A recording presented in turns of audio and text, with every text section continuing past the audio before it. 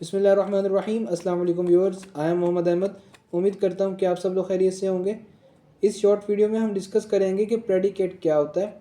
मैंने अपनी क्लॉज वाली वीडियोस में प्रेडिकेट के वाले से थोड़ा सा कॉन्सेप्ट दिया था, जिसमें मैंने ये बताया था कि प्रेडिकेट जो है वो मिनिमम एक वर्ब होता है, यानी कि किसी एक्शन के बारे में बताता है, या अगर हम इसको कंप्लीट और ब्रॉड वे में कंसिडर करें तो प्रेडिकेट जो है वो वर्ब और मॉडिफायर्स का कॉम्बिनेशन होता है। जबकि जो मॉडिफायर्स होते हैं वो बेसिकली ऐसे अल्फाज होते हैं जो कि वर्ब यानी कि एक्शन के बारे में मज़ीद तफसील बताते हैं, या मतलब में इजाफ़ा करते हैं, या उसको मज़ीद वाज़े करते हैं कि कोई एक्शन कैसी हालत में जो है वो परफॉर्म हो रहा है। So, a predicate is the part of a sentence that tells us what the subject does or is. तो प्रेडिकेट क्या होता है? ये बेसिकली सेंटेंस का एक ऐसा पार्ट होता है जो जो दो किस्म की बातें बता सकता है किसी भी सब्जेक्ट के बारे में। एक उसके एक्शन के बारे में, और दूसरा उसके किसी प्रोफेशन या करेक्टरिस्टिक के बारे में।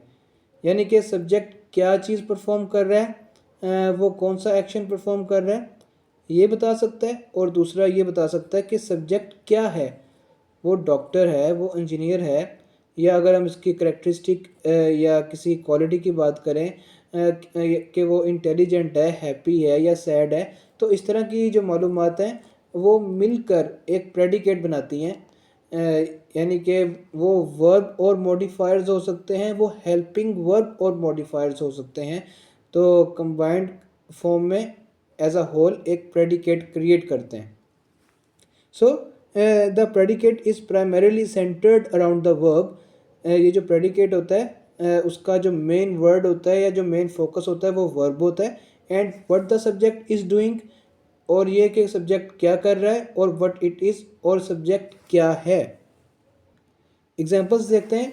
ही वेंट टू द मार्केट और शी इज़ अ डॉक्टर। इन दोनों एग्जाम्पल्स में went to the market predicate है, और शी इज़ अ डॉक्टर में is a doctor as a whole एक प्रेडिकेट है। जबकि पहली वाली एग्जाम्पल में जो वेंट है वो एक कोर वर्ड है, यानी कि मेन वर्ड है, और दूसरी एग्जाम्पल में अगर हम देखें तो इज़ का जो वर्ड है वो मेन वर्ड है।